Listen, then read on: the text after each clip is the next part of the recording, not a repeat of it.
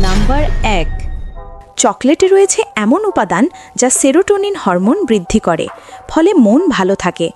এতে থাকা অ্যান্টিঅক্সিডেন্ট হৃদযন্ত্রের জন্য উপকারী। নাম্বার 2। আখের রস তৎক্ষণাৎ শক্তি দেয় এবং লিভারের জন্য খুব উপকারী।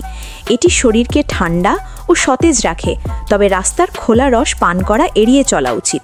নাম্বার 3। নারিকেল পানিতে রয়েছে প্রাকৃতিক হাইড্রেশন উপাদান।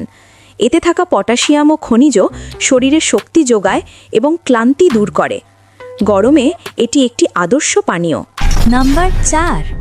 ডুমুর হজম শক্তি উন্নত করে এবং রক্ত সঞ্চালন বাড়ায়। এটি ত্বক ও চুলের জন্য অত্যন্ত উপকারী।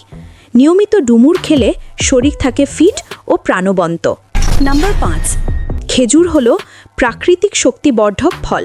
এতে রয়েছে আয়রন ও ফাইবার, যা শরীরকে উষ্ণ রাখে এবং দুর্বলতা দূর করে। এটি রক্ত স্বল্পতা প্রতিরোধেও সহায়ক। নাম্বার 6।